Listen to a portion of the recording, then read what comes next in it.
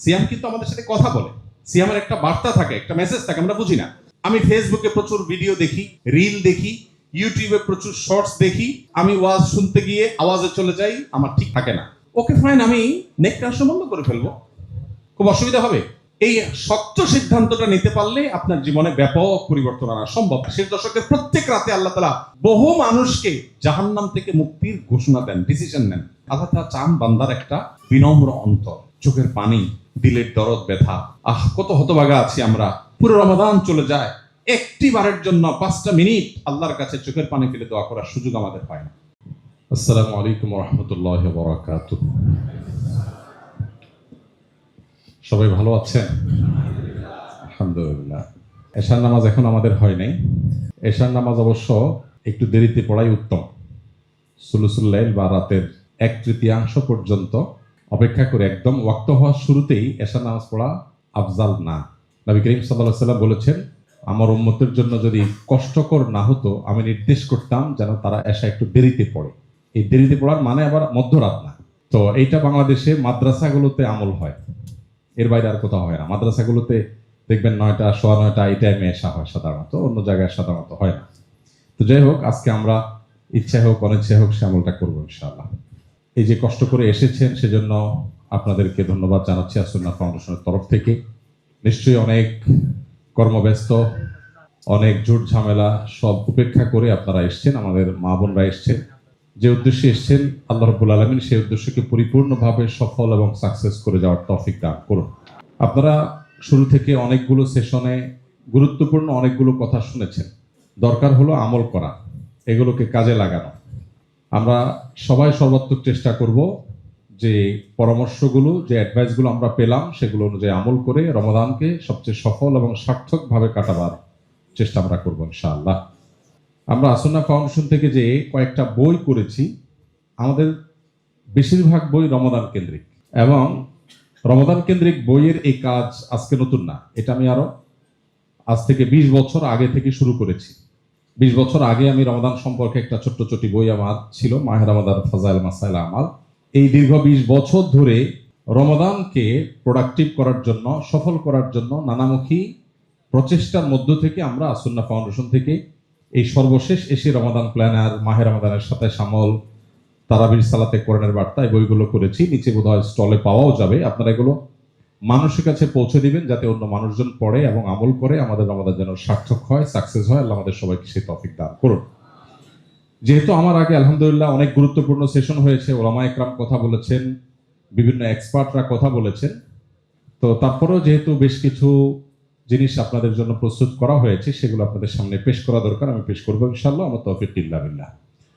প্রথম কথা হলো, রমাদান প্রোডাক্টিভ করতে হবে কেন?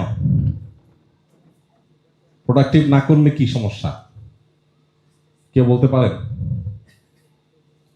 রমাদানকে সাকসেস করার জন্য এত বিশেষ চেষ্টা দরকারটা কি? না করলে অসুবিধাটা কি? চমৎকার চমৎকার।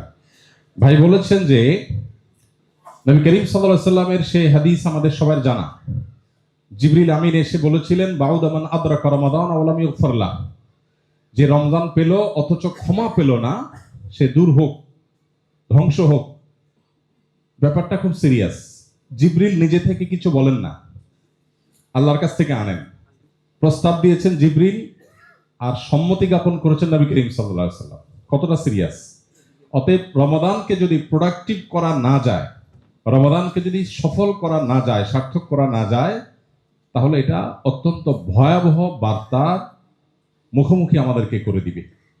যার কারণে বিষয়টা ফজিলতপূর্ণ বিষয়, পাইলাম না পাইলে না এরকম না। বিষয়টা ডু অর ডাই এর মতো। আমি রমাদানে যদি কিছু করতে না পারি, তাহলে আল্লাহর পক্ষ থেকে, আল্লাহর হাবিবের পক্ষ থেকে আমার জন্য কড়া সতর্কবার্তা আছে যে এত বড় সুযোগ পাওয়ার পরও হাতছাড়া করলে সে শুধু হতভাগাই নয়, তার জন্য দুর্ভাগ্য, তার জন্য সতর্কবার্তা এটা অবধারিত হয়ে যায়। তো এই জন্য প্রোডাক্টিভ রমাদান এটা আমাদের এমন এক লক্ষ্য যেটা আমাদেরকে অ্যাচিভ করতেই হবে, যেটা আমাদেরকে হাসিল করতেই হবে। আমরা চেষ্টা করব, নিয়ত করব, স্টেপ নিব। তৌফিক দাতা কে? আল্লাহ সুবহানাহু ওয়া তাআলা। আল্লাহ আমাদেরকে তৌফিক দান করুন। ছোট ছোট করে কয়েকটা বিষয় জানিনি। প্রথম কথা হলো রমাদান কি ও কেন। রমাদান কি, রমাদান মাসটা, এটার তাৎপর্যের জায়গাটা কি, পরিচয়টা কি, এবং রমাদানটা আল্লাহ তাআলা কেন দিয়েছেন। আপনারা একটা হাদিস শুনেছেন যে লাইলাতুল কদর আল্লাহ তাআলা এই উম্মতকে দিয়েছেন। এই উম্মতের যে বৈশিষ্ট্যগুলো আছে এর মধ্যে একটা হলো লাইলাতুল কদর এই উম্মতকে আল্লাহ দিয়েছেন। পূর্ববর্তী উম্মতদেরকে লাইলাতুল কদর দেওয়া হয়। লাইলাতুল কদরের এক রাতের ইবাদত 1000 মাসের ইবাদতের চাইতেও, 1000 মাসের চাইতে বেশি উত্তমের মানে কি লাখ মাস, সেটা বলা হয়নি। তার জ্ঞান কার? আল্লাহর আছে। তো 1000 মাসের চাইতেও উত্তম যে লাইলাতুল কদরের ইবাদত, সেটা এই উম্মতকে দেয়া হয়েছে। এই প্রসঙ্গে একটা হাদিস আপনারা নিশ্চয়ই শুনে থাকবেন, বেশ প্রসিদ্ধ এবং বহুল প্রচারিত হাদিস। সেটা হলো নবী করিম সাল্লাল্লাহু আলাইহি ওয়াসাল্লাম পূর্বের যে মানুষরা ছিল যারা অনেক বেশি হায়াত পেত, নূহ আলাইহিস সালাম কত বছর হায়াত পেয়েছেন? তো 900 বছর, 1000 বছর, আরো বেশি হায়াত আগের যুগের মানুষ পেত। কিয়ামতের আগে আখিরি জামানার উম্মত হিসাবে নবী করিম সাল্লাল্লাহু আলাইহি ওয়াসাল্লামের উম্মত, তাদের হায়াত আস্তে আস্তে কমে আসছে। তো 1000 বছর ধরে আল্লাহর ইবাদত করে যতটা ভালো কাজ করা যায়, নেক আমল অর্জন করা যায়, অল্প সময়তে এত বেশি করা যায় না। তো আল্লাহ তাআলা লাইলাতুল কদর আমাদেরকে দিয়েছেন। এর একটা হিকমা এটাও হাদিস দ্বারা প্রমাণিত যে আমরা যাতে অল্প সময়ে অনেক বেশি ইবাদতের সওয়াব নিয়ে যেতে পারি। অতএব রমাদান আসছে আমাকে অল্প সময়ে বিপুল পরিমাণ সওয়াব আমার ঝুলিতে, আমার অ্যাকাউন্টে দিয়ে আমি যেন দুনিয়া থেকে যেতে পারি, সেই সুযোগটাকে আমাকে তৈরি করে দেওয়ার জন্য। সেই সাথে রমাদান আসছে আমাকে সারা বছর যে ক্ষতি, সেই ক্ষতিটা পুষিয়ে নেওয়ার জন্য। আমরা সারা বছর আমল ইবাদতের যে ঘাটতি তৈরি হয়, আমরা চাইলে রমাদানে আল্লাহ তাআলা সে আবহ তৈরি করে দিয়েছেন। শয়তানকে শৃঙ্খলাবদ্ধ করা হয়, জান্নাতের ডোর ওপেন করে দেওয়া হয়, জাহান্নামের দুয়ার বন্ধ করে দেওয়া হয়, অর্থাৎ ভালো কাজের একটা আবহ তৈরি হয়ে যায়। এই জন্য দেখবেন রমাদানে একজন আপদমস্তক খারাপ মানুষও তার মনোজগতে এক ধরনের পরিবর্তন হয়। পারলে শয়তানও মনে হয় একটু নেকামল করার চেষ্টা করে, এমন একটা ভাব। শয়তান নেকামল করবে না, কিন্তু এমন অবস্থা যে ঘুষখোরও ড্রয়ার খুলে বলে যে এখন রোজা আছি, তো এখানে রেখে দেন, পরে নেব, ইফতারের পরে নেব। তো ঘুষখোর পর্যন্ত রোজা রেখে টাকা ধরতে চিন্তা করে। তার মানে আল্লাহ তাআলা একটা আবহ তৈরি করে দিয়েছেন রমাদানের মাধ্যমে, যাতে আমরা সারা বছরের ক্ষতি পুষিয়ে নিতে পারি। আমি যখন মাদ্রাসায় পড়ি, ছাত্র জীবনে, অনেক আগের কথা, আমার আব্বার এক বন্ধু ছিলেন, ওনার কাপড়ের দোকানে রমজানের আগে যখন মাদ্রাসা বন্ধ হতো, আমি হাফেজ না, তারাবির জিম্মাদারি নেই আমার, তো ওনার দোকানে বসে ওনার একটু হেল্প করতাম। তো ঈদের আগের দিনগুলোতে মনে আছে, রমজান মাসে বিশেষ করে আপনার সন্ধ্যার খানা ইফতারের পরে আর খাওয়ার টাইম নেই, রাত 10টা 11টা বেজে গেছে। বললাম, চাচা খাবেন না? আরে বেটা, খানা কত খাবি, কালকে খাবি সারাদিন, আজকে চান রাত, আজকে কামাই করতে হবে, সব মাসে তো উপার্জন হয় না। তো রমাদান মাসটা হলো কামাইয়ের মাস, আমরা এটাকে বানাই নিছি খাওয়ার মাস। আমাদের বাণিজ্য মন্ত্রণালয় সংশ্লিষ্ট যে সমস্ত ডিপার্টমেন্টগুলো আছে, যারাই যখন সরকারে থাকুক, বেচারাদের রমজানের আগে থেকে চ্যালেঞ্জ থাকে যে খাবার দাবার সব ঠিক মতো মজুদ আছে, বারবার করে বলতে হয়, কারণ মানুষ খাওয়ার জন্য প্রস্তুত হইতেছে। যেখানে পুরো রমজানের সারা দিনে খাবারের অপশনই নেই, সেখানে খাবার তো অন্য দিনের চেয়ে একটু কম লাগা, অন্য মাসের চেয়ে একটু কম লাগার কথা, কিন্তু রমজানে তার চাইতে কম হয় না বেশি লাগে? বেশি লাগে। আমাদের রমজানের প্রস্তুতি মানে কি? ছোলা, চিনি, বেগুন, বেসন, যা যা লাগে এই আইটেমগুলো কিনা, এ হলো রমজানের প্রস্তুতি। মহিলাদের রমজানের প্রস্তুতি কি? যত রকমের আইটেম লাগে সেগুলো জোগাড় তারা করছে, আর পুরুষরা বাজার করছে। এগুলো আমাদের রমজানের প্রস্তুতি। রমাদান কি এবং কেন আসছে, এটা হয়তো থিওরিক্যালি আমরা অনেকেই জানি, বাস্তবতা হলো সুযোগটাকে আমরা বেশিরভাগ মানুষ কাজে লাগাতে পারি না। আল্লাহ আমাদের সবাইকে এটাকে কাজে লাগাবার তৌফিক দান করুন। প্রিয় ভাইরা আমার, রমাদান মাস আসছে আমাদেরকে অল্প সময়ে অনেক সওয়াব আহরণ করবার সুযোগ এনে দেওয়ার জন্য। রমাদান মাস আসছে আমাদের সারা বছরের আমলের যে ঘাটতি আসে সেই ঘাটতিটা পুষিয়ে নেওয়ার জন্য। ব্যবসায়ের যেরকম মৌসুমের সময় ডাল সিজনের ব্যবসা করে নিতে হয়, আমাদের রমাদান মাসটা আসছে সেজন্য। সেই সাথে আল্লাহ তাআলা এই মাসে মাপের জন্য, মাগফিরাতের জন্য বহুমুখী পথ খুলে রেখেছেন। আমলের ক্ষেত্রে রমাদান কেন্দ্রিক ফজিলতের যে হাদিসগুলো পরিমাণে এত বেশি যে যেই রমাদান বছরে 30 দিন সিয়াম সাধনা, 30 দিনের আমল, সেটা নিয়ে এত ফজিলতপূর্ণ হাদিস রয়েছে। গুরুত্বের বিচারে রমাদানের সিয়ামের চাইতে যাকাতের গুরুত্ব বেশি না কম? বেশি। কিন্তু মর্যাদা বা ফজিলত সংক্রান্ত হাদিস যদি আপনি দেখেন, আপনি দেখবেন যাকাতের তুলনায় সিয়াম এবং রমাদান কেন্দ্রিক হাদিস এর পরিমাণ বেশি।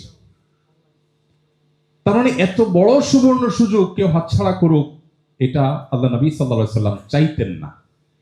রমজানের শেষ দশক যখন হতো, কানান নবী সাল্লাল্লাহু আলাইহি ওয়াসাল্লাম ইদা দাখালাল আশর আহিয়া লাইলা ওয়া আইকাযা আহলা। নবীজি শেষ দশক আসলে পরিবারের লোকদেরকে ঘুম থেকে ডেকে দিতেন।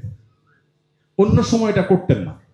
উনি তাহাজ্জুদ পড়তেন, পরিবারের সদস্যরা কারোর তৌফিক হলে পড়তেন, কারোর তৌফিক না হলে না পড়তেন, কিন্তু রমাদানের শেষ দশকে উনি সবাইকে ডেকে তুলে দিতেন। কারণ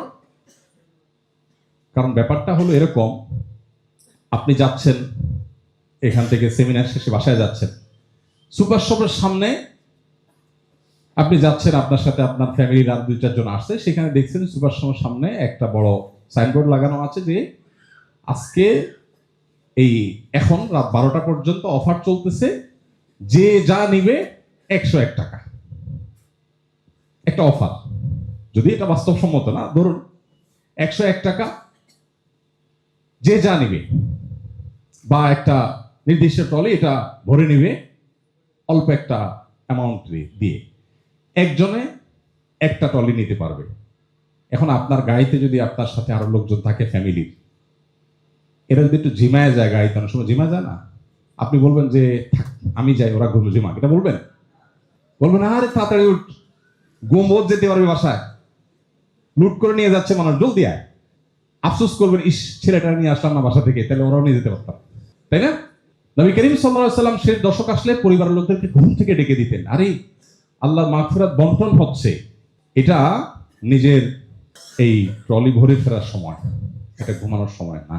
কিন্তু আমরা রমাদান কি এবং কেন সেটা বেশিরভাগ মানুষ বুঝি না। আল্লাহ আমাদেরকে বোঝার তৌফিক দান করুন। শাব্দিক অর্থের বিচারে রমাদান এই শব্দটা আরবি রমাদন থেকে, যার অর্থ জ্বালিয়ে দেওয়া, ভস্ম করে ফেলা, পুড়িয়ে দেওয়া। এখন রমাদান মাসের যে মর্যাদা, মাহাত্ম্য, এর সাথে জ্বালানো পোড়ানোর কি সম্পর্ক? জ্বালানো পোড়ানো এটা তো বাহ্যিকভাবে ভালো কোনো জিনিস আমরা বুঝি না জ্বালানো পোড়ানো বলতে। অনেক মুহাক্কিক, অনেক গবেষক ওলামা ইকরাম বলেছেন যে মূলত এই মাসে বান্দার আমলগুলোকে আল্লাহ তাআলা এত দ্রুত মাফ করে দেন যে এই মাসটা গুনাহ জ্বালানোর মাস, পাপাচার ভস্ম করার মাস। এত সুবর্ণ সুযোগ এই মাসটাতে আসে, এই জন্য এই মাসের নামই হলো রমাদান। রমাদানের প্রধান আমল হলো সিয়াম, যেটাকে আমরা রোজা বলি। রোজার উদ্দেশ্য কি, লক্ষ্য কি? সবাইকে একমত? আমরা রোজা কেন রাখি? কেউ বলছেন আল্লাহ সন্তুষ্টির জন্য, কেউ বলছেন তাকওয়া অর্জন করার জন্য। কোনটা সঠিক উত্তর হবে? দুইটা তো সঠিক না। তাকওয়া ব্যাপার কি? এখন আওয়াজ একটু বেড়ে গেছে এটার পক্ষে। আপনার আল্লাহ সন্তুষ্টি চান না, তাহলে আবার তাকওয়া দিয়ে কি করবেন? আমরা রোজা রাখি কি আল্লাহ সন্তুষ্টির জন্য না তাকওয়া অর্জনের জন্য? এতে আপনাদের বল পাল্টে গেল তো দেখি। বাংলাদেশের মানুষ এমন যে মাহফিলে আমরা কথা বললে সব ঠিক, যাই বলে হুজুর ভুলে কিছু বললেও সব ঠিক। খুব অনুভূত মানুষ, মাশাআল্লাহ। আচ্ছা যাক, সিয়ামের লক্ষ্য কি, রোজার লক্ষ্য কি? আল্লাহ তাআলা কোরআনে বলেছেন, আমরা সবাই আয়াত শুনেছি, ইয়া আইয়ুহাল্লাযীনা আমানু কুতিবা আলাইকুমুস সিয়ামু কামা কুতিবা আলাল্লাযীনা মিন ক্বাবলিকুম লাআল্লাকুম তাত্তাকুন। হে ঈমানদাররা, তোমাদের উপরে সিয়াম ফরজ করা হয়েছে, তোমাদের পূর্ববর্তীদের উপর যেমন ফরজ করা হয়েছে, যেন তোমরা আশা করা যায় তোমরা মুত্তাকি হবে এর মাধ্যমে। এখন তাহলে প্রশ্ন হলো, আল্লাহর সন্তুষ্টি কি উদ্দেশ্য না? উত্তর হলো, যে কোনো কাজের প্রাথমিক একটা লক্ষ্য থাকে, একটা প্রাইমারি টার্গেট থাকে, আর একটা থাকে ফাইনাল গোল বা ফাইনাল টার্গেট, চূড়ান্ত উদ্দেশ্য। সিয়ামের প্রাথমিক উদ্দেশ্য, প্রাথমিক লক্ষ্য তাকওয়া অর্জন করা, আর চূড়ান্ত লক্ষ্য হলো আল্লাহকে সন্তুষ্ট করে জান্নাতে যাওয়া। এটা হলো চূড়ান্ত লক্ষ্য, আর তাকওয়া অর্জন করাটা হলো প্রাথমিক লক্ষ্য। বিষয়টাকে আমরা একটা উদাহরণ দিয়ে বোঝার চেষ্টা করতে পারি। ধরুন আপনি রমাদানকে সামনে রেখে উমরা যাচ্ছেন। আপনি আপনার বাসা থেকে গাড়িতে ব্যাগেজ সব উঠালেন, আপনি রওনা দিয়েছেন গাড়িতে করে। কোথায় যাচ্ছেন আপনি? কিভাবে উমরা যাবে? গাড়ি করে জেদ্দা যেতে পারবেন? তাহলে আপনি এই গাড়িতে উঠছেন কোথায় যাওয়ার জন্য? এয়ারপোর্টে যাওয়ার জন্য। এয়ারপোর্ট পর্যন্ত যাওয়া হলো আপনার প্রাথমিক লক্ষ্য, কিন্তু এইটা আপনার মূল লক্ষ্য না। মূল লক্ষ্য জেদ্দা পর্যন্ত যাওয়া। এখন যদি আপনি টাইমলি ফ্লাইট ধরার জন্য এয়ারপোর্টে যে পৌঁছতে না পারেন, তাহলে কি আপনি জেদ্দা যেতে পারবেন ওই ফ্লাইটে? ঠিক একইভাবে সিয়ামের প্রাথমিক লক্ষ্য হলো তাকওয়া অর্জন করা। এই যে আমরা প্রোডাক্টিভ বলতেছি, কার রমাদান প্রোডাক্টিভ হলো, কার রমাদান সার্থক হলো, এই জিনিসটা কে কত খতম কোরআন দিল এটার উপরে যতটা নির্ভর করে, কে কত আমল করলো তার উপরে যতটা নির্ভর করে, তার চেয়ে অনেক বেশি নির্ভর করে কে কতটা মুত্তাকি হতে পারলো। কারণ সিয়াম যদি তাকে মুত্তাকি বানায়, তাহলে সে এয়ারপোর্ট পর্যন্ত চলে যেতে পারলো টাইমলি। ইনশাআল্লাহ চূড়ান্ত লক্ষ্য যেটা আল্লাহর সন্তুষ্টি এবং জান্নাত, সেটাও এই সিয়ামের মাধ্যমে পাওয়া যাবে, আল্লাহ তৌফিক দিবেন। এই জন্য সিয়ামের এই লক্ষ্যটা হাসিল করার চেষ্টা হবে রমাদানের সবচেয়ে বড় চেষ্টা। রোজা রাখা হলো রমজানের সবচেয়ে বড় চেষ্টা, ফরজ। রোজার চাইতে রমজান আর কোনো গুরুত্বপূর্ণ কাজ আছে? এই রোজাকে অর্থবহ করবার জন্য যে কাজটা লাগবে সেটা হলো তাকওয়া হাসিলের চেষ্টা, মুত্তাকি হওয়ার চেষ্টা। আল্লাহ আমাকে, আপনাকে, আমাদের সবাইকে মুত্তাকিদের কাতারে শামিল হওয়ার তৌফিক দান করুন। মুত্তাকিদের সর্বোচ্চ স্তরে আল্লাহ আমাদেরকে উন্নীত হওয়ার তৌফিক দান করুন। প্রিয় ভাইরা আমার, তাকওয়া অর্জন করব কিভাবে? সিয়ামের মাধ্যমে তাকওয়া অর্জন যে করব, সেটা কিভাবে করব? তাকওয়ার পরিচয় তো আমাদের জানা আছে সবার। কেউ আছেন যে তাকওয়া কি এটা জানেন না? সবাই জানেন। এবার আমি প্রশ্ন করব না, থাক, সময় এমনি আমাদের হাতে কম। তাকওয়া সম্পর্কে একজন সাহাবী অত্যন্ত চমৎকার একটা উদাহরণ দিয়েছেন। উদাহরণে আমরা খুব ভালো যে কোনো জিনিস রপ্ত করতে পারি। কোরআনে কারিমে আপনি দেখবেন, আমাদের বিশেষ করে তারাবির সালাতে কোরআনের বার্তা যে বইটা আছে, এই বইটাতে আমরা প্রতিদিন আজকের তারাবিতে কয়টা উদাহরণ দেওয়া হয়েছে পুরো পাড়ার মধ্যে। কয়টা নির্দেশ, কয়টা নিষেধ, কয়টা বিশেষ সতর্কবার্তা, কয়টা দোয়া, এগুলোকে আমরা আলাদা করে পয়েন্ট বের করে দেওয়ার চেষ্টা করেছি।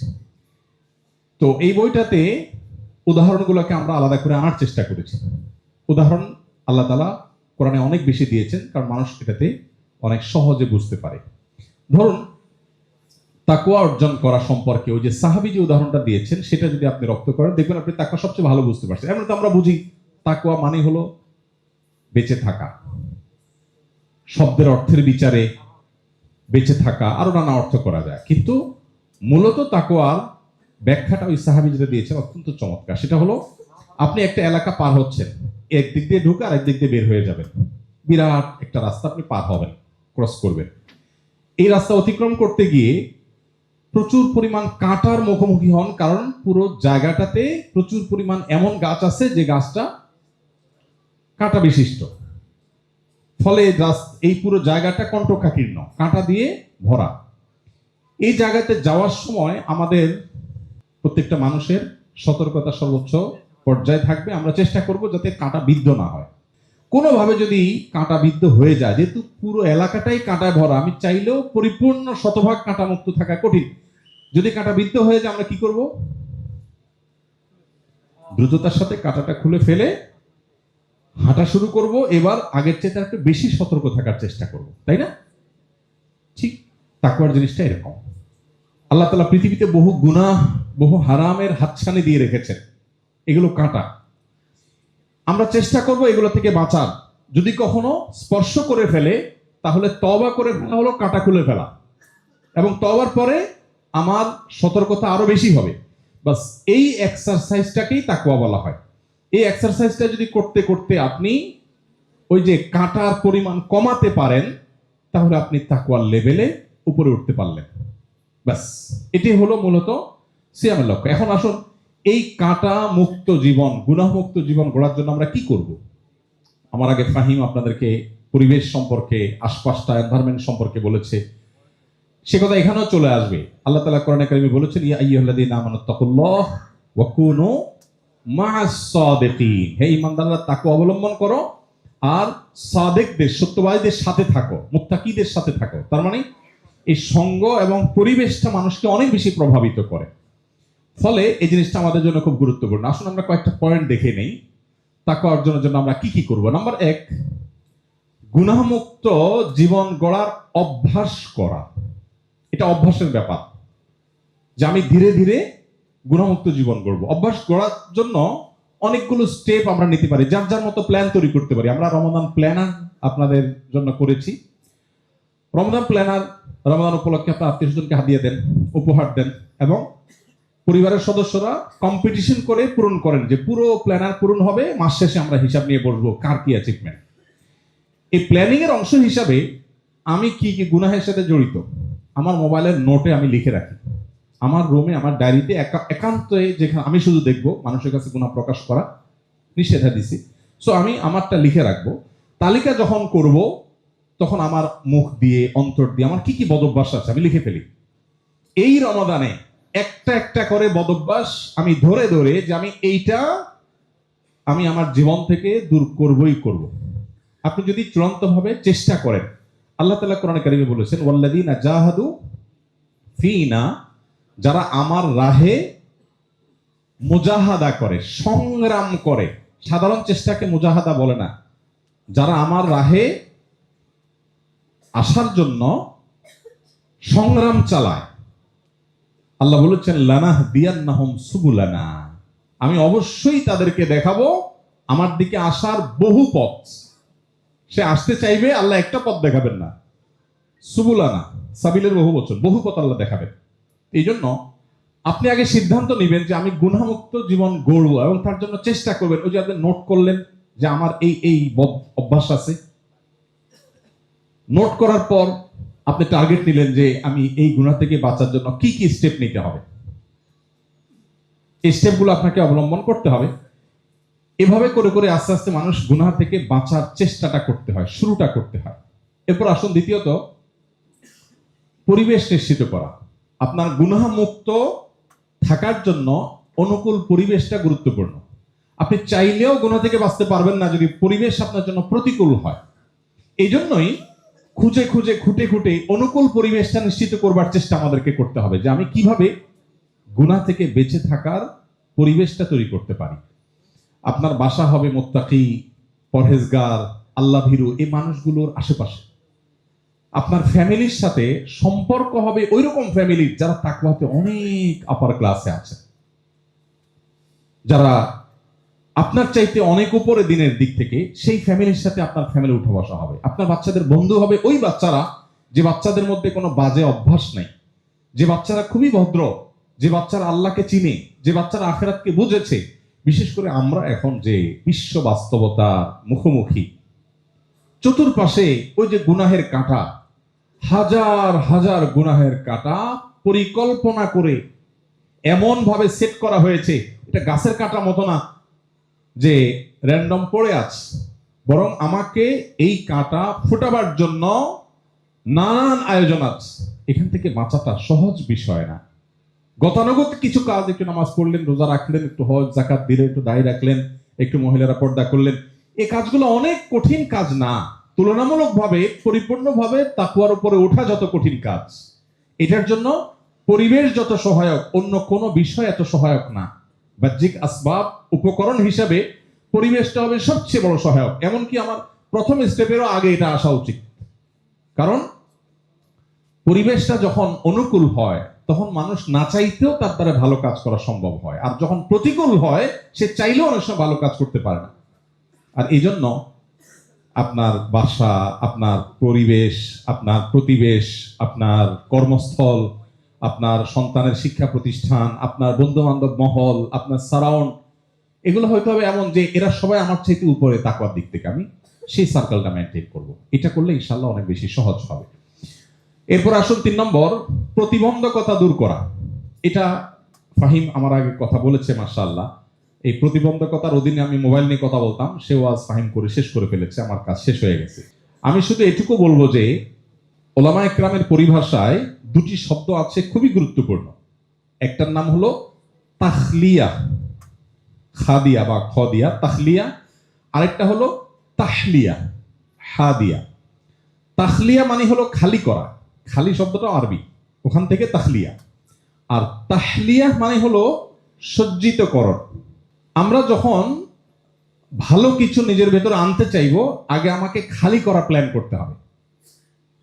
খালি না করে যদি আমি ভালো আনতে চাই, হয়তো কিছু আনতে পারবো, কিন্তু কাজের কাজ হবে না।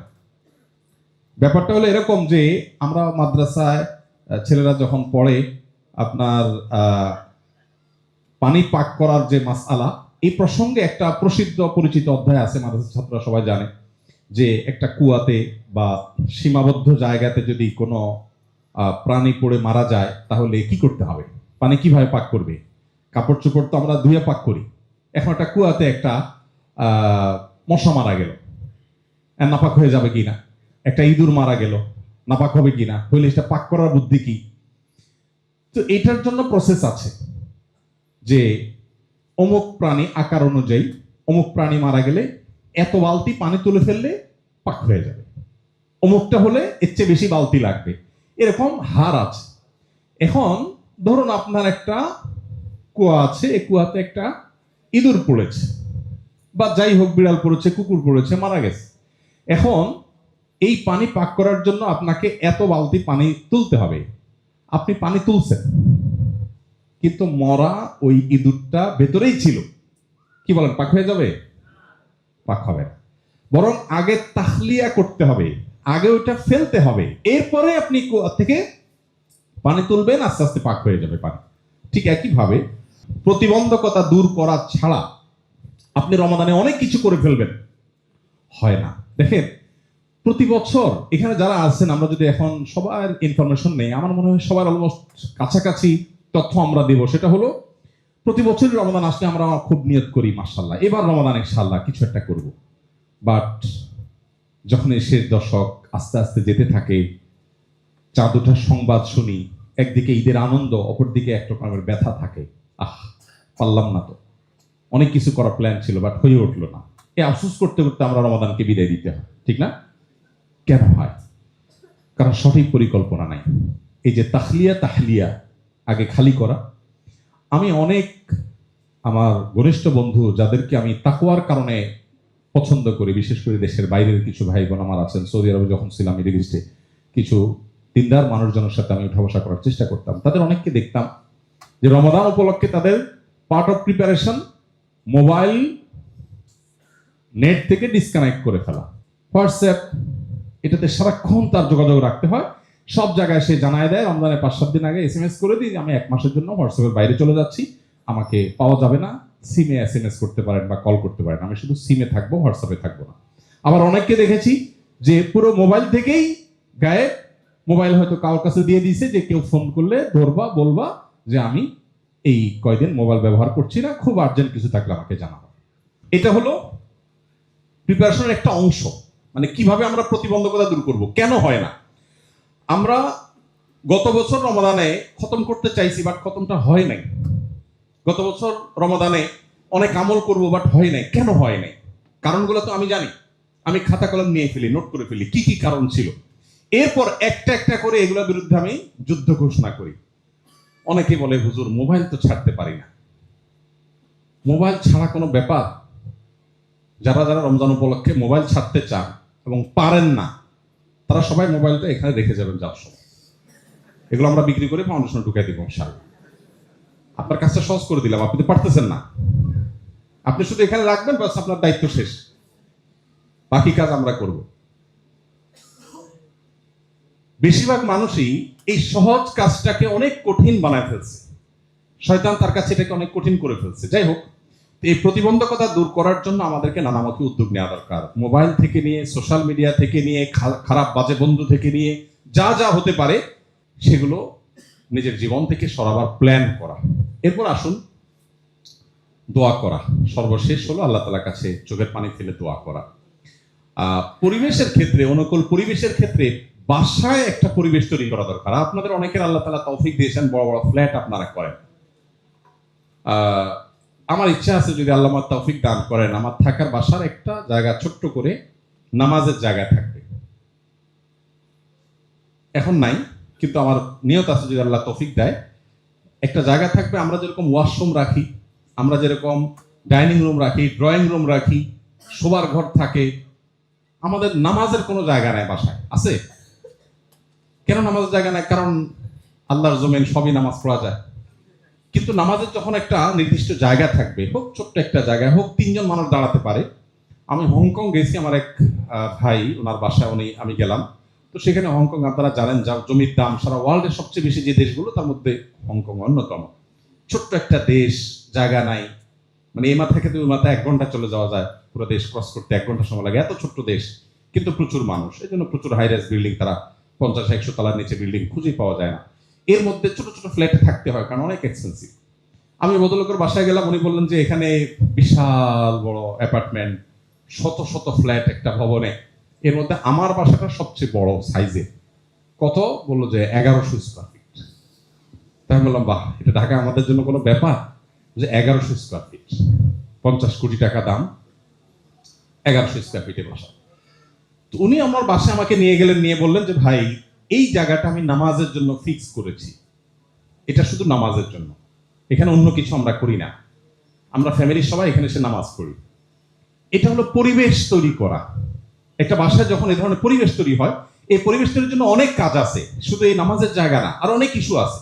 ধরুন আপনার পরিবারের সদস্যদেরকে আপনি একসাথে বসে কোরআন তেলাওয়াত করেন, একটা টাইম সবাই মিলে ফিক্স করলেন রমাদান আগে, যে আমাদের সবার সাথে মিলবে এরকম একটা টাইম কোনটা হয়, যেটা আমরা সবাই কোরআন, তো সবার হাতে কোরআন থাকবে, আমরা সবাই তেলাওয়াত করব, খাবারটা একসাথে খাবো। আমি আমার বাসায় আলহামদুলিল্লাহ দীর্ঘদিন থেকে, আমরা বহুদিন থেকে প্র্যাকটিস করি, বহু বছর থেকে আমরা প্র্যাকটিস করি এক প্লেটে খানা খাওয়া। এটা কিন্তু সুন্নাহ এবং হারিয়ে যাওয়া সুন্নাহ, এটা আমাদের পরিবারে নাই।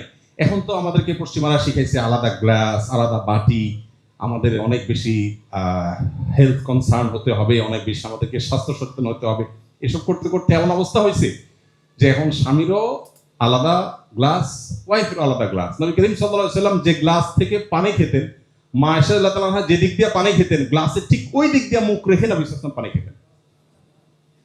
এটা হলো আসল ভালোবাসা। এখন শুধু এসএমএস দেন, আই লাভ ইউ টু, দুনিয়ার নাটক অভিনয় সব করেন, তলে তলে গ্লাসে পানি খেলে আপনার কাছে কিনা লাগে। আর নবী করিম সাল্লাল্লাহু আলাইহি সাল্লাম, তার যে ভালোবাসা ছিল সেটা ছিল সবচেয়ে রিয়েল। যাই হোক, তো পরিবারের লোকদেরকে একসাথে এক টাইমে ম্যাক্সিমাম ফ্যামিলিতে এখন খাওয়া দাওয়া হয় না, ছেলে এক টাইমে খায়, বাপে এক টাইমে খায়। আমাদের বাসায় আমরা চেষ্টা করি আলহামদুলিল্লাহ, দিনের বেলায় এক একজন এক এক জায়গায় থাকো, ঠিক আছে, হয় না। আর রাতের বেলা সবাই একসাথে, সকালের নাস্তা সবাই একসাথে। সকাল নাস্তা সম্ভব না হয়, রাতেরটা মাস্ট, সবাই এক টাইমে এক প্লেটে খাবে। কারণ একটা প্লেটে যখন 4-5 জন বসে, তখন কি হয়, মাথাগুলো আধা ফিটের দূরত্ব থাকে না, কয়েক ইঞ্চির দূরত্ব থাকে, আর বডি একদম ঘেসে ঘেসে যায়, হাত একের সাথে আর কোনো টাচ হয়। এটার একটা প্রভাব আছে আপনার মধ্যে, সৌহার্দ্য, সম্প্রীতি, ভালোবাসা আনার ক্ষেত্রে। এখন নাই কেন সম্প্রীতি? এর অনেক কারণের মধ্যে এটা একটা। তো এই জন্য পুরো পরিবেশটাকে যদি আপনি অনুকূল করতে পারেন, যে আমরা তেলাওয়াত করব তাহাজ্জুদ ভোর রাতে, সবাই আমরা তাহাজ্জুদ করব, সবাই আমরা কান্নাকাটি করব, দোয়া করব, পরিবেশটা যে কত গুরুত্বপূর্ণ। আমি আমার শৈশবের কথা মনে আছে, আমি যখন মাদ্রাসায় পড়ি, মাদ্রাসার ছুটি হলে আব্বার কাছে বেড়াতে যেতাম। তো আব্বার সাতক্ষীরাতে মাছের ঘেরের ব্যবসা ছিল, চিংড়ি মাছের। তো বিরাট বড় ঘেরের একটা জায়গায় অফিস এবং স্টাফরা থাকে ওই জায়গায়। এমনকি বাসা বাড়িতে যখন থাকতাম তখনও মনে আছে, ভোর রাতে উঠে আব্বার যে তাহাজ্জুদের পরে যে কান্না, এই কান্না শুনে কোনো পাষাণও ঘুমায় থাকতে পারবে না। কাউকে ঘুম থেকে ডাকলে তো কারো ভালো লাগে না, কিন্তু তাহাজ্জুদের পর যে আল্লাহর কাছে কান্না, যে আল্লাহর কাছে কান্নার মধ্যে বাবা নাম ধরে, একটা একটা সন্তানের কথা নাম ধরে ধরে বলছেন, আল্লাহ আমার অমুক ছেলেকে আপনি মুত্তাকিদের ইমাম বানান, আল্লাহ আমার অমুক মেয়েকে আপনি আমার চক্ষু শীতলকারী সন্তান বানান, আল্লাহ তাকে আপনি হাফেজ বানান, আলেম বানান, দায়ী বানান। এটা যখন আপনি বলবেন, আপনার আওয়াজে, আপনার দোয়ার আওয়াজ যখন আপনার বাচ্চার কানে যাবে, এই বাচ্চা বুঝবে যে আমার বাবা আমাকে, আমার মা আমাকে কতটা ফিল করলে এই ভোর রাতে আরামের ঘুম বাদ দিয়া উঠে আমার জন্য দোয়া করছে। সে এখান থেকে যে ইন্সপিরেশন পাবে, এটা 2-4-10টা সেমিনার দিয়ে হবে না। এই জন্য বাসা বাড়িতে এরকম আমরা একটা পরিবেশ, শুধু বাসা বাড়ি না, আপনি যেখানে থাকেন, অফিসে যান, সব জায়গায় এই পরিবেশটা নিশ্চিত করা দরকার। যাই হোক, এই 4টা স্টেপ আমরা অবলম্বন করবো তাকে অর্জন করার জন্য। দোয়া সবসময় আল্লাহর কাছে চোখের পানি ফেলে দোয়া করা জরুরি, যে আল্লাহ আমি যেন এক কাজ করতে পারি। আল্লাহ আমাদের সবাইকে সফলভাবে রমাদানকে কাটাবার তৌফিক দান করুন। রমাদানের দুটি ভার্সনের কথা বলবো আমরা। রমাদানের দুটি ভার্সন না বলে আমরা বলতে পারি সিয়ামের দুটি ভার্সন। এই ধারণাটা সাইয়েদ আবুল হাসান আলী আন-নাদবী, আপনার নাম শুনেছেন? ভারতবর্ষের একজন বড় মনীষী ছিলেন। এই ধারণাটা ওনার মূলত। উনি আমাদেরকে সিয়াম বুঝাবার জন্য দারুণ একটি উদাহরণ দিয়েছেন। আমার কাছে খুবই মনে হয়েছে যে সিয়াম বোঝার জন্য এটা চমৎকার, এই জন্য আমি আপনাদের সামনে উপস্থাপন করছি।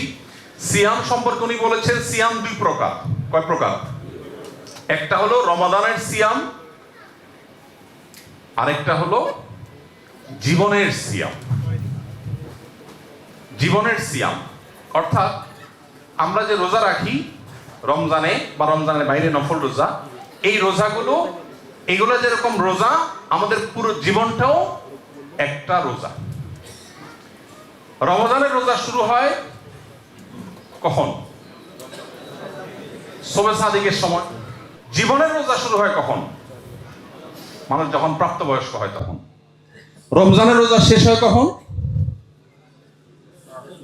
সূর্য যখন ডুবে যায়। জীবনের রোজা শেষ হয় কখন? জীবনের সূর্য যখন ডুবে যায়। রমজানের রোজা যদি ভেঙে যায় তাহলে সেটা আবার রেখে দিতে হয়, রিকভার করতে হয়। জীবনের রোজা যদি ভেঙে যায় সেটা আবার তওবা করে রিকভার করতে হয়। সিয়াম শব্দের অর্থ বিরত থাকা। সওম বা সিয়াম, যেটাকে আমরা রোজা বলি, এটা শব্দের অর্থ হলো কি? বিরত থাকা। ভোগবাদী পৃথিবীতে কোথাও আপনাকে বিরত থাকতে খুব একটা বলা হবে না। সব বিজ্ঞাপনে বিলবোর্ড গুলো আপনাকে ভোগের কথা বলবে, বাচ্চা থেকে নিয়ে বুড়ো পর্যন্ত। বাধা দিও না, বাচ্চা যা খুশি করুক, তাকে বাধা দিও না। তারপর নানাভাবে আমাদেরকে প্রত্যেককে লাগামহীন করে দেওয়া হচ্ছে আজকে পৃথিবীতে। আর ইসলাম আমাদেরকে শত শত বাইন্ডিংস দিচ্ছে, এটা খাওয়া যাবে না, ওইটা ধরা যাবে না, এদিকে যাওয়া যাবে না, ওইদিকে যাওয়া যাবে না। মূলত সিয়াম আমাদেরকে বিরত থাকার ট্রেনিং দিচ্ছে। দেখেন, সিয়াম রেখে আমরা পানাহার করি না। জীবনের যে রোজা আছে সেখানে আল্লাহ তাআলা আমাদেরকে নিষেধ করেছেন এটা করা যাবে না, ওইটা করা যাবে না। জীবনের রোজা ভঙ্গ হয় পানাহার করলে, রমজানের রোজা ভঙ্গ হয় পানাহার করলে, আর জীবনের রোজা ভাঙে কি করলে? আল্লাহ যা নিষেধ করেছেন সেগুলো করলে। এখানে একটা চমৎকার উদাহরণ তিনি আরেকটু আগ বেড়ে দিয়েছেন, সেটা হলো জীবনের রোজার সাথে রমজান রোজার একটা অদ্ভুত পরিণতিগত মিল আছে। সেটা কি? সেটা হলো, ধরেন আমি বিশেষ করে গ্রামে বড় হয়েছি, গ্রামীণ পরিবেশে আমার জানা আছে, শহরেও এটা হয়। কোনো ফ্যামিলিতে ধরেন ছোট ছোট বাচ্চারা রোজা রাখে আগে থেকে একটু অভ্যাস করার জন্য। আপনার 2টা ছেলে একসাথে প্যারালালি রোজা রাখছে। একজন রোজা রেখে 10টা-11টার দিকে আর তার ক্ষুধা সহ্য হচ্ছে না। সব ফ্যামিলিতে এরকম ছেলেপেলে আছে না, একটু ভোজন বিলাসী বা আপনার ক্ষুধা কাতরে বেশি।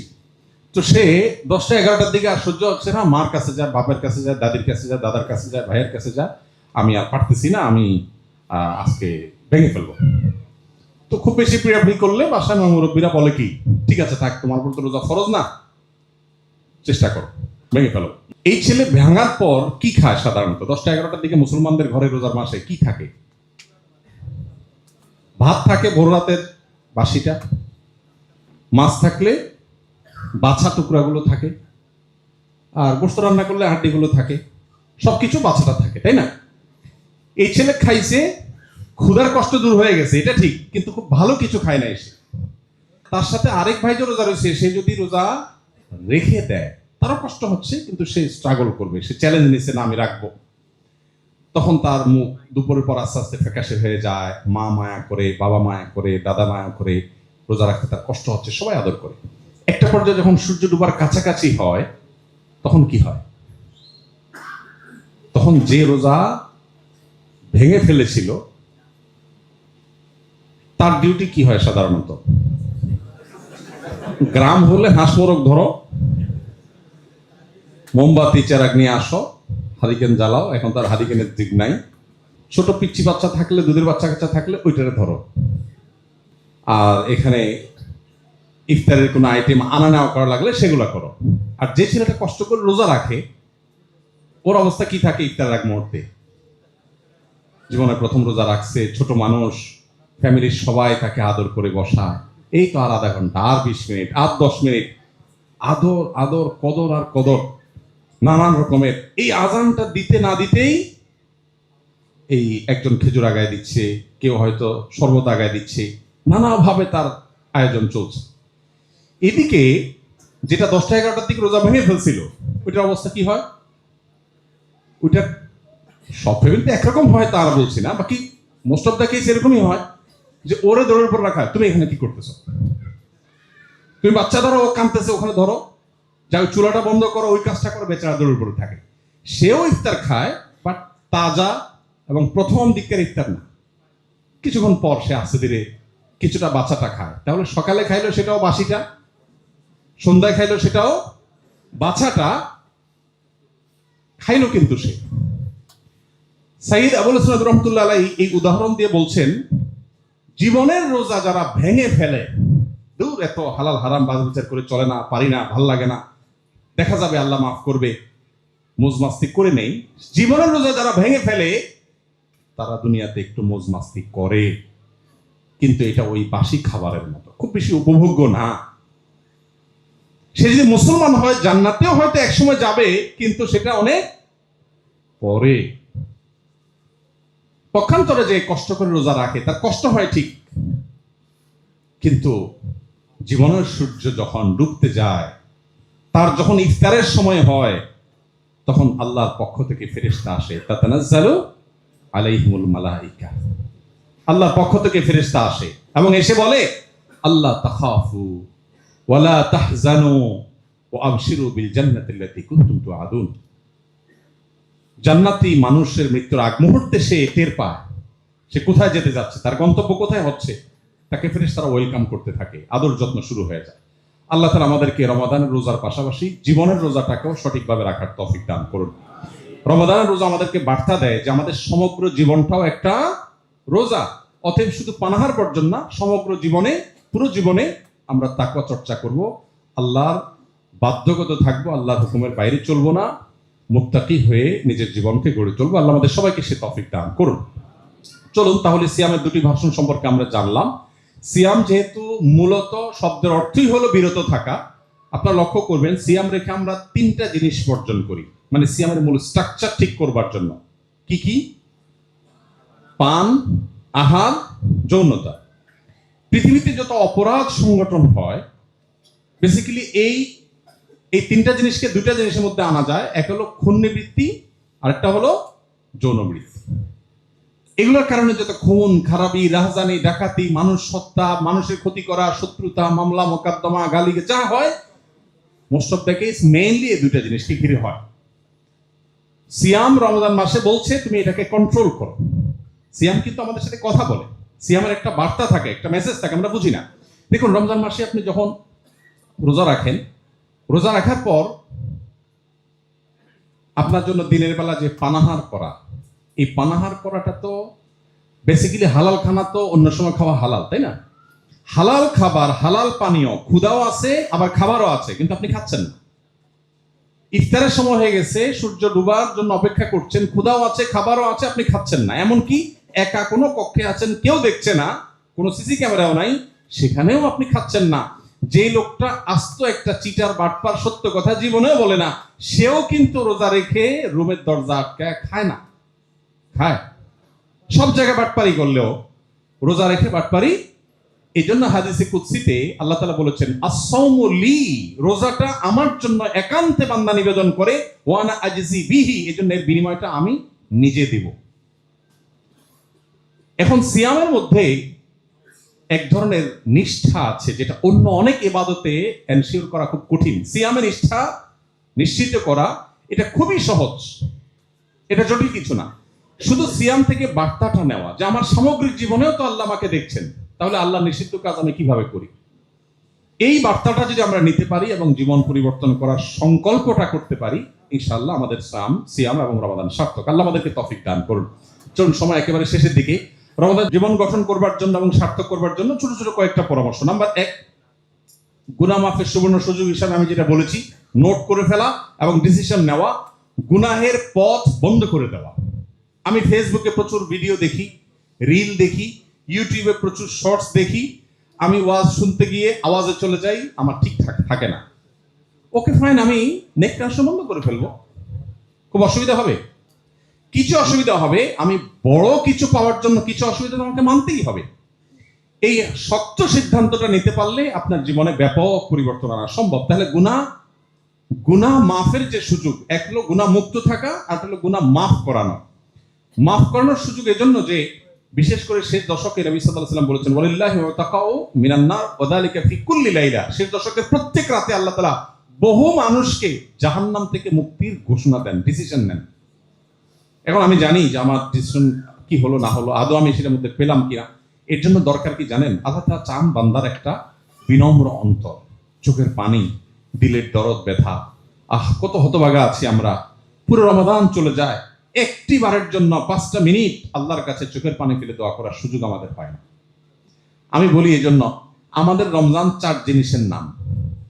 বাঙালি বা আমাদের সাবকন্টিনেন্ট, এমনকি ওয়ার্ল্ড ওয়াইড মুসলমানদের এখন অবস্থা দাঁড়িয়েছে এই যে রমজান মানে 4 জিনিস: রোজা রাখা, তারাবি পড়া, ইফতার করা, সাহারি করা।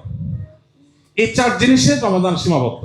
আমরা যে মাহে রমজানের সাথে শামল বইটা লিখেছি, এই বইটা আপনারা একদম ছোটি বই, 1 নিমিষে পড়ে ফেলতে পারবে। এই সাথে শামল কিন্তু রমাদানের। এই সাথে শামলের মধ্যে কিন্তু 5 ওয়াক্ত নামাজ বলি না আমরা, কারণ এটা রমাদানের না, এটা 7 বছরের। আপনি দেখেন, আপনি 4টা কাজকে রমাদান বানিয়ে ফেলেছেন। এর বাইরে যে আরো অনেক কাজ আছে, আমরা অনেকে জানিও না। এই জন্য গুনাহ মাফের সুযোগ হিসাবে রমাদানের যখন সামগ্রিক সব আমলগুলোকে আমি আনবো এবং গুনাহ মাফের জন্য সর্বোচ্চ চেষ্টা করব, ইনশাআল্লাহ বিইজনিল্লাহ রমাদান আমার জীবনে বড় ধরনের ছাপ রেখে তারপর যাবে। তৃতীয়ত, যেটা একটু আগেও শুনলেন আপনারা ফাহিমের বক্তব্য থেকেও, যে বিবাদ বর্ষা থেকে বেঁচে থাকার নির্দেশনা আলাদা করে আছে রমজানকে কেন্দ্র করে। এখন রমজানকে কেন্দ্র করে আপনি দেখবেন যে শয়তান আরো বিভিন্ন ঝগড়ার আইটেম বাড়ায়, উপলক্ষ তৈরি করে।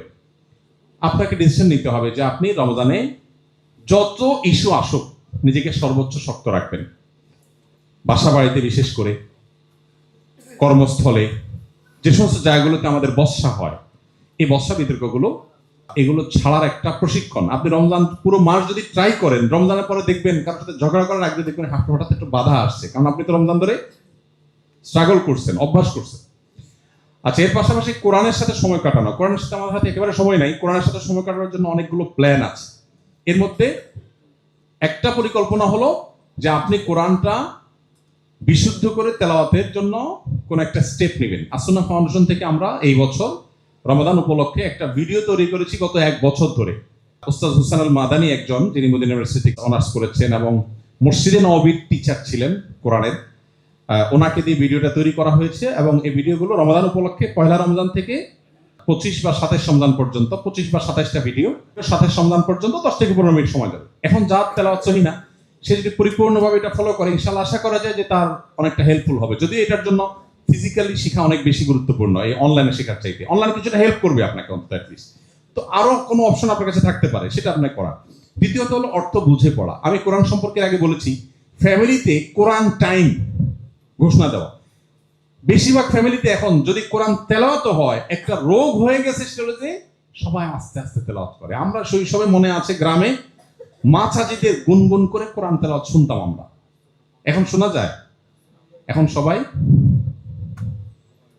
উনি জাস্ট দেখে মনে মনে পড়ছেন। কোরআনের আওয়াজ এটা শয়তানের জন্য যে কত ভয়ঙ্কর আঘাত, এটা আমরা যদি বুঝতাম তাহলে চিৎকার করে কোরআন তেলাওয়াত করতাম। যদিও চিৎকার করে কোরআন তেলাওয়াত করতে বলা হয় না, বিশেষ করে অন্য কারো ডিস্টার্ব করে কোরআন তেলাওয়াত করতে বলা হয় না। বাসার সবাই মিলে একটু আওয়াজ দিয়ে কোরআন তেলাওয়াত করেন, শয়তান সেখানে প্রবেশ করে না। সূরা বাকারা একটু আওয়াজ দিয়ে তেলাওয়াত করেন, ইনস্ট্যান্ট দেখবেন আল্লাহর কুদরত, যে শয়তান এবং শয়তানি এই বাচ্চাদের যে অ্যাবনরমাল দুষ্টামি, এগুলোর জন্য আমি তো বহুবার দেখেছি সূরা বাকারা চালু করে দেওয়ার পরে বা তেলাওয়াত শুরু করে দেওয়ার পরে আওয়াজ করে মনে হচ্ছে আগুনে পানি দিয়ে দিয়েছে। তো বাসা বাড়িতে একে তো একটা সময় কোরআন তেলাওয়াত করা, দ্বিতীয়ত হলো কোরআন একটু উচ্চস্বরে সরবে যাতে শোনা যায় সেভাবে তেলাওয়াত করা, তৃতীয়ত বিশেষ করে তারাবিকে কেন্দ্র করে আমরা যে বইটা লিখেছি তারাবির সালাতে কোরআনের বার্তা, আপনি বাসায় আজকের যে পারা তেলাওয়াত হবে সেটা সামারিটা আমরা একটু সব মিলে 10 মিনিট সময় লাগবে না, 3-4টা পৃষ্ঠা মাত্র আমরা একটু আলোচনা পর্যালোচনা করে নিই। আজকে তুমি করবা, কালকে আমি করব, কালকে মেয়েটা করবে, ছেলেটা করবে, গ্রুপ স্টাডি করা, একটা পরিবেশ তৈরি হয়। আমি চেষ্টা করি আমার বাসায় আলহামদুলিল্লাহ। এটা যদি আমরা করি ইনশাআল্লাহ বিদিনিল্লাহ রমাদানকে অনেক বেশি সফলভাবে আমরা কাটাতে পারবো। ভোর রাতে দোয়া, এটা যে কি এক সুযোগ ভাই, আমরা কে না জানি 24 ঘন্টার ভিতরে দোয়া কবুলের সবচেয়ে মোক্ষম সময় কোনটা? ভোর রাতে দোয়া। আমি বড় একটা ব্যবসা প্রতিষ্ঠান বাংলাদেশের একেবারে 1-2-3 মধ্যে হবে এরকম একটা ব্যবসা প্রতিষ্ঠানে আমার মনে আছে, আমি একবার কোন একটা কাজে গেছি, পরে এক ভদ্রলোক আমাকে দেখে দৌড়ে আসছে, আয়সা আমাকে জড়ায় টড়ায় খুব জোর করে তার রুমে নিল। একটু মনে হচ্ছে উনি বেশি আবেগপ্রবণ হয়ে পড়েছেন। তো আমার একটু কৌতূহল জাগলো যে মানুষ ভক্তি করে মহব্বত করে একটা লেভেল থাকে, বাট লোকটা একটু বেশি করছে মনে হয়। বললাম ভাই কি? তো উনি আমাকে বললো ভাই জানেন আপনার একটা আলোচনা থেকে আমার জীবন এমন পরিবর্তন হয়েছে, আমি মৃত মানুষ নতুন করে জীবন পেয়েছি। তেমন একটু ব্যাখ্যা করেন। তো ভদ্রলোক আমাকে বললেন ভাই আমি এমন একটা রোগে আক্রান্ত হয়েছি যে দেশ তো বটে, দেশের বাইরে যত ডাক্তার আছেন, যত ট্রিটমেন্ট আছে সবগুলো অ্যাপ্লাই করেছি, বাট আমার সর্বশেষ ডাক্তারদের কথা অনুযায়ী জীবনের আশা ছেড়ে দিয়ে গ্রামে চলে গেছি চাকরি ছেড়ে দিয়ে, যে আর বাঁচবো না, শেষ কয়েকদিন গ্রামে যে আল্লাহ বিল্লাহ করে জীবন কাটাই ফেলি। এর মধ্যে হঠাৎ করে আপনার একটা ভিডিও আসলো, ভোর রাতের দোয়া গুলি মিস হলো, মিস হয় না, অসম্ভব সম্ভব হয়। তো আমি শুরু করলাম তাহাজ্জুদ পড়া, আর কিছু পারি না পারি ভোর রাতে উঠে খুব কান্নাকাটি করি আল্লাহর কাছে। উনি বলেন যে আমি কয়েকদিন আমল করার পর আমার ভিতর পরিবর্তন দেখলাম, এরপরে চেক টেক করে দেখলাম কোনো রোগটুক নাই আমার শরীরে। এখন আমি ওনার কলিগদেরকে আমার সামনে যারা অফিস সহকারী তাদেরকে ডাকলেন, 1-2জনকে ডেকে বললেন এই বলো তোমরা আমার কি আগের চাইতে আমি এখন বেশি সুস্থ গেলাম? বলছে হ্যাঁ আপনি অবশ্যই সুস্থ, আপনি আগে অনেক রিয়্যাক্ট করতেন, রাগ করতেন, আপনি এখন খুবই স্বাভাবিক একজন মানুষ। ভোর রাতের দোয়া গুলি মিস হলেও গুলি মিস হয় না, হতে পারে এই দোয়া মিস হওয়ার সম্ভাবনা খুবই কম, কিন্তু সারা বছর আমরা এই টাইম ঘুমায় থাকি, সকালে অফিস আদালত থাকে, তাহাজ্জুদ পড়া হয় না। রমজানে তো আপনি সারি খেতে উঠেনি, কেন শুধু সারি খেয়ে আপনি ফজর নামাজ চলে যাবেন? আপনি 5টা মিনিট রাখেন, সাহারির আগে আপনি দোয়া করবেন। দেখেন বেশিরভাগ মানুষ হয় কি রমজানে শেষ মুহূর্তে সাহারি খাওয়া সুন্নত আমরা জানি, কিন্তু শেষ মুহূর্তে সাহারি খাওয়ার মানে এই না যে মুয়াজ্জিন আর আপনার মধ্যে কম্পিটিশন চলবে।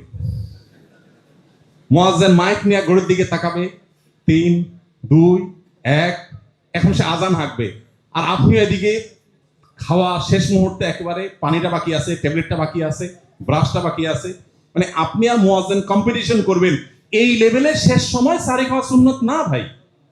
নবী করিম সাল্লাল্লাহু আলাইহি ওয়াসাল্লাম শেষ মুহূর্তে সাহারি খেতে উৎসাহ দিয়েছেন, কিন্তু এর মানে এই না যে এত দেরি করা। এই জন্য যথাসম্ভব অন্তত কয়েক মিনিট আগে সাহারি শেষ করা। আপনি 5টা মিনিট দোয়া করেন, পুরো বাসা নিরিবিলি পরিবেশে অন্ধকারে কেবলামুখী দোয়া করেন, 2 রাকাত 4 রাকাত নামাজ পড়েন। এই সুযোগটা সারা বছর হয় না, কিন্তু এই রমজানে আমি 30 দিন যদি আল্লাহর কাছে চোখের পানি ফেলে দোয়া করি, আরে মাগফিরাতের জন্য এটাই সবচেয়ে বড় সুবর্ণ সুযোগ। আরো তো অনেক চাওয়া আছে আল্লাহর কাছে। ইফতারের আগে দোয়া করা, ইফতারের আগে তো আমরা হুলস্থুল করি, এটা বলার অপেক্ষা রাখে না।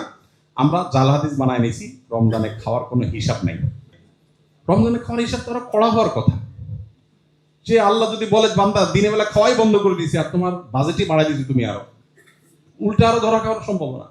ইফতারের আগে খাবার নিয়ে ব্যস্ত হই, ঠিক আছে ভাই আমরা অনেক আইটেম খাই, 5-10 মিনিট আগে একদম রেস্ট্রিক্টিভ, যা হয়েছে হয়েছে, চুলায় হয়েছে বন্ধ করে দাও, 10 মিনিট সবাই আমরা দোয়া করবো চোখের পানি ফেলে। এই জিনিসগুলোকে আমাদের সিরিয়াসলি দেখা উচিত। আসলে না হওয়ার কারণে দেখা যায় ওই তাড়াহুড়া চলে যায়। ইফতার করেন আর আজানের জবাব দেন মাগরিবের, কয়জন আছেন? ম্যাক্সিমাম মানুষ আমরা মিস করি, একটু চেষ্টা করলে করা সম্ভব। ইতিকাফ করা, রমজানের সবচেয়ে মজা হলো শেষ দশকে। আমাদের দেশে প্রথম দশকে মসজিদ ফিল আপ হয়ে, বারান্দা ফিল আপ হয়ে রাস্তায় কার্পেট বিছানো লাগে। দ্বিতীয় দশক হলে বারান্দার মুসল্লি আর থাকে না, কার্পেট গোছায় ফেলে মুয়াজ্জিন সাহেবরা, এখন ভেতরে চলে আসে মুসল্লি। আর শেষ দশক আসলে একদম ক্রিম যেগুলো ওয়াক্তিয়া মুসল্লি ওইগুলো থাকে, আর বাকি অতিরিক্ত গুলো ঝরে পড়ে যায়। অথচ রমজানের স্বাদটাই হলো শেষে। নবী করিম সাল্লাল্লাহু আলাইহি ওয়াসাল্লাম জীবনে কখনো ইতিকাফ ছাড়েন নাই, উনি জীবনে কখনো ইতিকাফ দ্বিতীয় হিজরিতে রমজান রোজা ফরজ হয়েছে, দশম হিজরিতে মৃত্যু হয়েছে। এই 8 বছর কখনো রমজানের শেষ দশক এতেকাফ ছাড়েন নাই। 1 বছর এতেকাফ রেখে আবার তাকে বের হয়ে যেতে হয়েছে। তিনি পরবর্তী বছর এটার কাজা হিসেবে 10 দিন, আর ওই বছরের 10 দিন, মোট 20 দিন এতেকাফ করেছেন। যে আমলটা নবীজি জীবনে একবারও ছাড়েন নাই, ম্যাক্সিমাম মানুষ জীবনে একবারও করেন নাই। শত্রুর সাথেও তো এই বৈপরীত্য থাকে না, সেখানে নবী সাল্লাল্লাহু আলাইহি ওয়াসাল্লামের সাথে এইরকম বৈপরীত্য। কজন আছেন এখানে হাত তোলেন একটু যারা ইতিকাফ করেছেন? মাশাআল্লাহ। কিন্তু তারপরেও দেখেন এখানে 30% মানুষ হবে হয়তো সব মিলিয়ে। তো চেষ্টা করবেন তো ইনশাআল্লাহ। ব্যস্ততার কথা এগুলো ছুড়ে ফেলে দেন। আমি ছাত্র জীবনে যখন ইতিকাফ করি, আমি যে স্বাদটা পাইছি ইতিকাফে, আমার কাছে মনে হয় যে ইতিকাফের বিনিময়ে যদি আমাকে যত বড় লোভনীয় অফার দেওয়া হোক, আমার মনে হয় না আমার দ্বারা ওইটা নেওয়া সম্ভব। এই আমাদের মসজিদের ফাউন্ডেশনের মসজিদ কমপ্লেক্সের জায়গা কেনার ঘোষণা দিয়ে আমি এবং সাব্বির আমরা মক্কায় বাইতুল্লাহ ইতিকাফ করতে গেছি। তো যেহেতু 5-6 বছর 7 বছর আগের কথা, তখন ঘোষণা দেওয়ার পর আমরা চিন্তা করছি আমি থাকলে মানুষ অফিসে এসে একটু ডোনেশন করে, তো কিছু করছে, এর মধ্যে চলে গেলাম ইতিকাফে। যাওয়ার পরে সাব্বিরকে বললাম, সাব্বির কাজটাকে ঠিক করলাম, ইতিকাফে একটা নম্বর আমল পরেও করতে পারতাম। মসজিদের টাকা লাগবে 15 কোটি, জমির টাকা, শুধু জমি কিনতে লাগবে 15 কোটি টাকা, 40 কাঠা জায়গা। টাকা উঠছে মনে হয় সব মিলে 50 লাখ 60 লাখ টাকা, 14.5 কোটি টাকা বাকি। আমি থাকলে তো মানুষের টাকা দিত, এখন আমি চলে আসলাম মক্কা, টাকাও তো মানুষ দিবে না। যাই হোক, যা হয়েছে হয়েছে, চলো দোয়া করি, আল্লাহ কাছে কান্নাকাটি করি। এই 2-3 দিন পর বোধ হয় ওখানকার 27 রমজান, বাংলাদেশের 26 রমজান, আমরা অ্যাকাউন্টসে ফোন দিলাম বিসমিল্লাহ পড়ে যে ভাই কি খবর অ্যাকাউন্টসে। তো আমরা ধরে নিচ্ছি যে হয়তো 1-2 কোটি টাকা হয়তো হয়েছে কিনা। পরে অ্যাকাউন্টস থেকে আমাদেরকে বললো যে আমাদের তো জমিতে লাগবে 15 কোটি, আমাদের অ্যাকাউন্টে জমি কেনা বাবদ 18 কোটি টাকা এসে বসে আছে। 18 কোটি টাকা এসে বসে আছে। আমি এবং সাব্বির সিজদে পড়ে গেলাম, বলে কি ইট ইজ আনএক্সপেক্টেড। আপনি যদি মনে করেন যে আপনার রমজানের ইতিকাফ আপনার কাজকে ক্ষতিগ্রস্ত করবে, আপনি নিশ্চিন্ত থাকুন যে আপনার পেছনে বড় শয়তান লেগেছে, সবচেয়ে বড় মিথ্যুক শয়তান। আমার কোনো ক্ষতি হবে না। যদি ক্ষতি হয়, ইতিকাফ না করলে চেয়ে বেশি ক্ষতি হতে পারে। এটা ডিসিশনের ব্যাপার যে আমি ইতিকাফ করবো, সব আগে ভাগে গোছায় নেবো, কিচ্ছু হবে না। আপনি মরে গেলে কিচ্ছু থেমে থাকবে না, সব চলবে। অতএব ইতিকাফ করবো তো ইনশাআল্লাহ। 3টা আমল, আরাফাতের দোয়া, ইতিকাফের স্বাদ, আর সিজদার দোয়া। এই 3টা জিনিসকে পৃথিবীর কোনো কিছুর সাথে আপনি কম্পেয়ার করতে পারবেন না, কোনো কিছুর সাথে। আপনি একটা রমজান ইতিকাফ ভালো করে করে দেখেন, আপনি যে স্বাদটা পাবেন। সারা বছর নানান এঙ্গেজমেন্ট, ফোকাস থাকে না, ইতিকাফের সময় আপনি মসজিদে আবদ্ধ হয়ে গেছেন, চাইলেও বাইরে যেতে পারছেন না, অটোমেটিক আপনার দ্বারা ভালো কাজ হবে। আল্লাহ আমাদেরকে তৌফিক দান করুন। পরিবারে তিনি আবহাওয়া গড়ে তোলা সম্পর্কে আমি বলে ফেলেছি, সে সম্পর্কে আর আমি বলবো না, শুধু আত্মজিজ্ঞাসা করে শেষ করছি। সেটা হলো, জীবনে তো অনেক রমাদান গেল, কয়টা রমাদান আছে যে রমাদানটাতে আমার তৃপ্তি মতো আমি আমল করে মনে হয়েছে যে আলহামদুলিল্লাহ আমি কিছু একটা করতে পেরেছি? বেশিরভাগ রমাদান আমাদের হেলায় ফেলায় কেটে গেছে। অথচ পক্ষান্তরে আমরা সাহাবীদেরকে যদি আমি দেখি যে সাহাবীরা কয়টা রমাদান পেয়েছেন, অনেকে একটা রমাদান পেয়েছেন, অনেকে জীবনে 2 বার রমাদান পেয়েছেন, আর ওরা 40 বার 50 বার এক একজন রমাদান পেয়েছে। এক রমাদান পুরো জীবনকে চেঞ্জ করে দিয়েছে। আসেন আমরা দোয়া করি এবং চেষ্টা করি এই রমাদান জীবনের শেষ রমাদান মনে করে এটাকে সর্বোচ্চ সিরিয়াসনেসের সাথে কাটাবার, সর্বোচ্চ সুফল ঘরে তোলার, সবচেয়ে প্রোডাক্টিভ করার, সবচেয়ে সার্থক করার চেষ্টা করব। আল্লাহ আমাদের সবাইকে তৌফিক দান করুন। ইফতারের আইটেম যদি আপনি বাজাবলার বিরুদ্ধে যুদ্ধ ঘোষণা করতে পারেন, এখন আপনার ছোলা বুট ছাড়া যদি রোজাই না হয় তো যে কঠিন। আপনি যদি হেলদি খাবারে আসেন, হেলদি লাইফস্টাইলে আসেন, দেখবেন জীবনের রমাদানের অনেক বরকতের সাথে এগুলোর অনেক গভীর সম্পর্ক আছে। অতএব সেই চেষ্টা আমাদের সবাইকে রাখতে হবে। রব্বে করিম আমাদের সবাইকে রমাদানকে সবচেয়ে সফল এবং সার্থক কাটাবার তৌফিক দান করুন। আমরা রমাদানে আমাদের ইবাদতের প্রতিবন্ধকতাগুলোর বিরুদ্ধে যুদ্ধ ঘোষণা করে আসুন রমাদানকে সাজাবার জন্য এখন থেকে প্ল্যান পরিকল্পনা করি। এবং আমাদের পরিকল্পনার অংশ হিসেবে আমি বারবার বলেছি আল্লাহর কাছে চোখের পানি ফেলে দোয়া করো। আমরা সব প্ল্যান করলে হবে না, আমি প্ল্যান করার যা করব পাশাপাশি আল্লাহর কাছে মঞ্জুর করে নিই যে আল্লাহ এই রমাদানটা আমার জীবনে ছাপ ফেলে দেওয়া যেন একটা রমাদান হয়ে যায়। আল্লাহ আমাদের সবাইকে তৌফিক দান করুন।